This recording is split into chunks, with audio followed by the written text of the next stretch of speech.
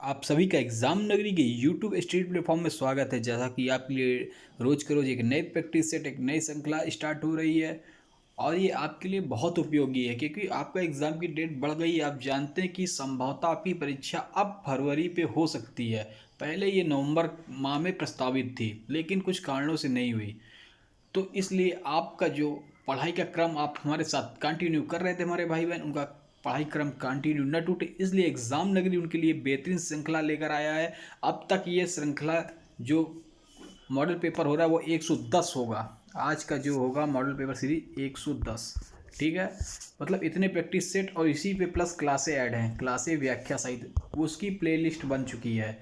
हिंदी काव्य के इतिहास से लेकर जितने भी छायावाद, प्रयोगवाद, प्रयोगवाद, भक्ति काल, आदिकाल, रीतिकाल, निर्गुण, सगुण भक्ति, सबकी क्लास प्ले लिस्ट में रख दी गई है व्याख्या सहित। एक बार देखेंगे आपको सब आ जाएगा। उसके साथ साथ उपन्यास, कहानी, एकांकी, रिपोर्टाज, वो सबकी अलग अलग क्लास, प्लस संस्कृत साहित्य, प्लस उनके अलग मॉक टेस्ट।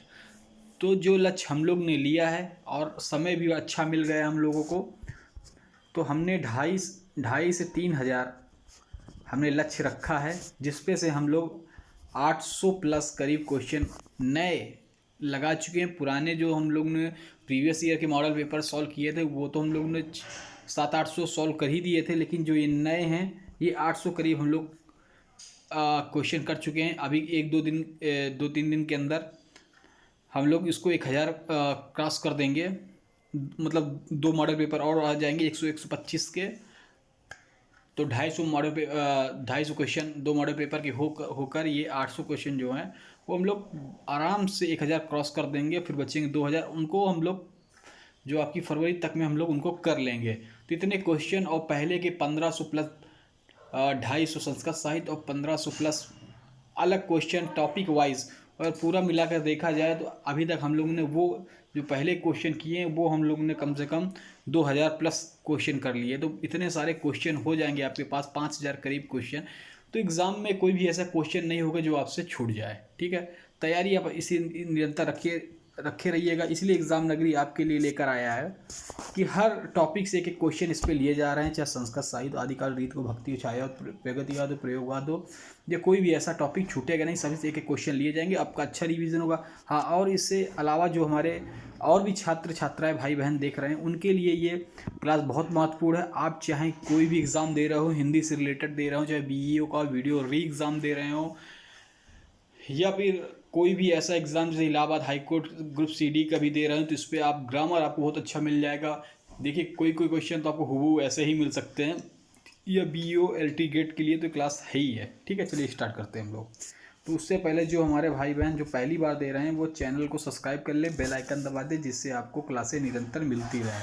उसके साथ साथ विद्यार्थी जीवन से जुड़ी हुई, हित से जुड़ी हुई कोई भी ऐसी सूचना, रिजल्ट हो, नियुक्ति हो, आंसर की हो, या कोई भी ऐसी सूचना विद्यार्थी की हित की, वो एग्जाम नगरी सबसे पहले प्रोवाइड कराएगा। चलिए स्टार्ट करते हैं। भास का सर्वाधिक लोकप्रिय नाटक कौन सा है? प्रतिमान नाटकम, दूत वा काव्यम, प्रतिज्ञा योगंधनम, स्वप्नवासदत्तम।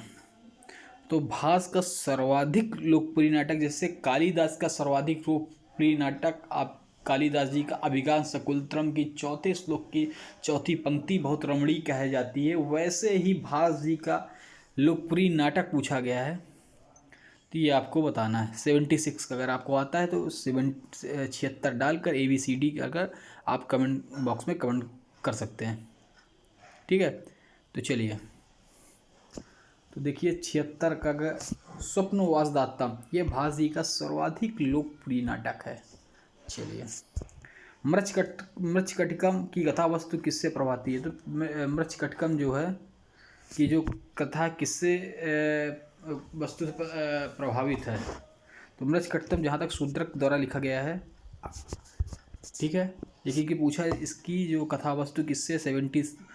77 का चारुदत्तम, पंचरात्रम, कर्णहार, दूतवाक्याव्यम। ठीक है, तो ABCD का जो भी अगर आपको आंसर आता है, ये संस्कृत साहित्य हिंदी का जो भाग है, जिससे आपको TGT PGT कम से कम 25 क्वेश्चन, मतलब 100 नंबर का आपको आएगा। ठीक है, तो आपको अगर आता है तो कमेंट बॉक्स में कमेंट कर दें 77 का। ठीक है, तो मृच्छकट्टम की कथा वस्तु चारुदत्तम से प्रभावित है। चलिए, महाकवि दांडी का समय क्या है? तो हमने जब सबको संस्कृत साहित्य पढ़ाया था तो महाकवि दंडी हो, महाकवि भास हो, महाकवि भारवी हो, महाकवि कालिदास हो, कोई भी कवि हैं, इनका पिता, उपनाम, जन्म स्थान, महाकाव्य इनके सब हमने पढ़ाए हैं, तो आप तुरंत बता देंगे। 78 का अगर आपको आता है तो बताइए 600 ईसा पूर्व, 400 ईसा पूर्व, 600 ईस्वी, 800 ईस्वी। अगर आपको आता है 78 का क्वेश्चन तो आप आंसर दे सकते हैं। 78 तो महाकवि दांडी का समय 600 ईस्वी है, 600 ईसा पूर्व नहीं, 600 ईस्वी, ठीक है। उदिते नैषधे क्वा माघा, उदिते नैषधे क्वा माघा क्वा च भारवी। उक्त पंक्ति किससे संबंधित है? तो मैंने आपको हम संस्कृत साहित्य पढ़ाया था तो भारवी जी का हमने आपको बताया था। माघ का शिशुपाल वदनम है, भारवी जी का किराता अर्जुनियम है। लेकिन हमने माघ के बारे में बताया था कि जिसमें कालिदास, भारवी और दांडी तीनों की रचनाओं की विशेषता हमें माघ में मिलती है। तो कालिदास का उपमा और माघ दांडी का पदलिप्ता, ठीक है। और भारवी का आपको कमेंट बॉक्स में कमेंट करना है, ठीक है। ये तीनों चीज़ किस में मिलती है? माघ में, ठीक है। तो लेकिन उक्त किस कवि से संबंधित है? 79, ठीक है। ये आपको बताना है। श्रीहर्ष की है नैषधि चरितम, अश्वघोष की है लाइटापेसिया या बुद्ध चरितम, ठीक है।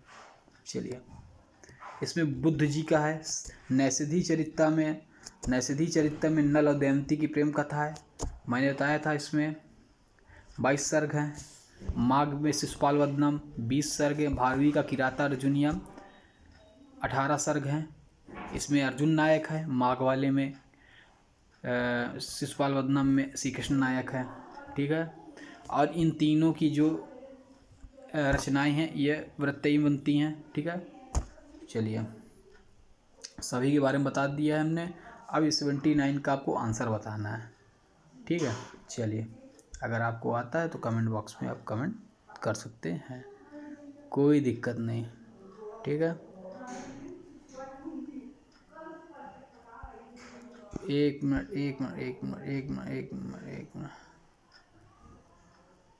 हाँ, अगर आपको आता है आप कमेंट कर दीजिए।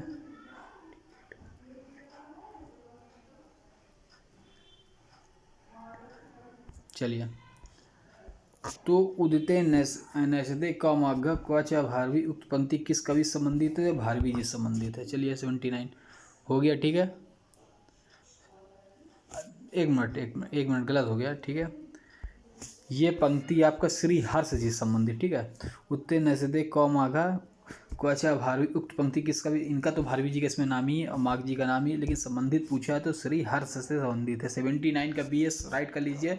श्री हर्ष का क्या है? नैषधि चरितम नल और दमयंती की प्रेम कथा का वर्णन है इस पर, ठीक है। चलिए, सर्ग अगर पूछ ले तो आप बता देंगे 22 सर्ग, ठीक है। चलिए, निम्नलिखित में से कौन सी रचना श्री हर्ष की है? अभी श्री हर्ष की रचना पूछे तो ऋतु संहारम 6 ऋतुओं का वर्णन कालिदास जी की है। मेघदूतम, इसी को गीत नाटकाव्य भी कहते हैं। यशधारा विरह का वर्णन, ठीक है, ये भी कालिदास जी की है। अब इन दो में आपको बतानी है कि हर्ष की कौन। हर्ष की तो श्री हर्ष की आपने नैषधि चरितम पढ़ा हुआ, अभी ऊपर में बताया। लेकिन रत्नावली और विजय प्रशस्ति B और D में आपको आंसर देना है। तो अगर आपको आता है तो जल्दी से कमेंट बॉक्स में कमेंट कर दें।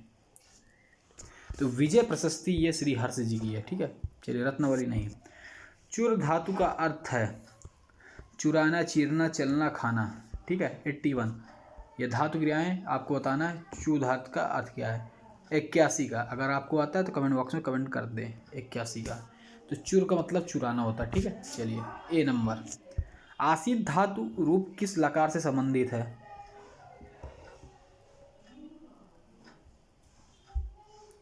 आसित धातु किस प्रकार लकार संबंधित है? लोट लकार, लिट लकार, लिंग लकार, लट लकार। अगर आपको आता है 82 का तो आप कमेंट बॉक्स में कमेंट कर सकते हैं। आसित धातु लकार का धातु संबंधित, ठीक है। चलिए, अब 83 पे आ जाते हैं, 90 तक देखेंगे। लिट लकार उत्तम पुरुष एक वचन में दा धातु निम्नलिखित में से कौन सा रूप बनेगा? ददासी, ददामी, ददानी, दश्यामी। देखिए आपको ये सब आना चाहिए, 83 का है। अगर हम इसको देखेंगे तो अगर आपको आता है, अगर आपने संस्कृत व्याकरण पढ़ी है तो आप तुरंत बता देंगे। ठीक है, 83 83वें नंबर का आंसर। दाधास से उत्तम पुरुष में ददाम ही बनेगा। चलिए, भानु नाम किस विभक्ति व वचन का रूप है? पंचमी, द्वितीय, चतुर्थी बहुवचन, पंचमी बहुवचन, षष्ठी बहुवचन, 84 का। अगर आता है तो कमेंट बॉक्स में कमेंट कर दीजिए। 84 का राइट आंसर आप बताना चाहते हो तो बता सही है। तो भानु नाम किस वचन का रूप है? तो षष्ठी बहुवचन, डी नंबर 84। ठीक है। राम के शब्द रूप में निम्नलिखित किसके समान चलते हैं? तो राम के शब्द रूप बालक, हरि, फल, बालिका। तो राम के अगर बताना है तो बहुत ही सरल है, आप तुरंत बता देंगे। 85 का राइट आंसर क्या होगा? ABC कर आप आंसर दे सकते। 85 का आंसर आपको देना है। तो राम वैसे ही बालक, रामो रामा बालका बालको। ठीक है। चलिए, निम्नलिखित में से बहुब्री समास किस शब्द में है? देखिए बहुब्री का मैं बता चुका हूँ। जीवनदाता, शनुजा, लंबोदरा, सब चतुरा। ठीक है, सभा चतुरा। तो आपको ABCD में अगर आपको आता 86 का तो आप आंसर दे सकते हैं। तो लंबोदर आपने पूछा होगा, गणेश भगवान का नाम है लंबोदर। ठीक है। चलिए, महाबाहु मतलब महान बाहु, यशस्सा विष्णु। महाबाहु माने बुझाएं, महान बाहु यशस्सा विष्णु में कौन सा समास है?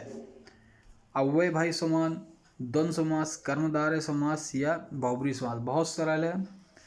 ठीक है, अगर आपको आता है तो 87 का आंसर दे सकते हैं। 87 87 का। तो देखिए विष्णु भगवान है, ये बहुब्री में चला जाएगा, महाबाहु। ठीक है।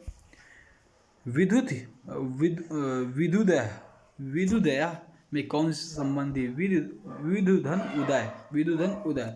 ठीक है। आप खट से कल ऐसा ही एक क्वेश्चन आया था संधि का, मैंने कहा था उ प्लस उ से टूट रहा है ये, तो किस में चला जाएगा? दीर्घ में। वैसे ये भी दीर्घ में चला जाएगा, विदुधन उदय।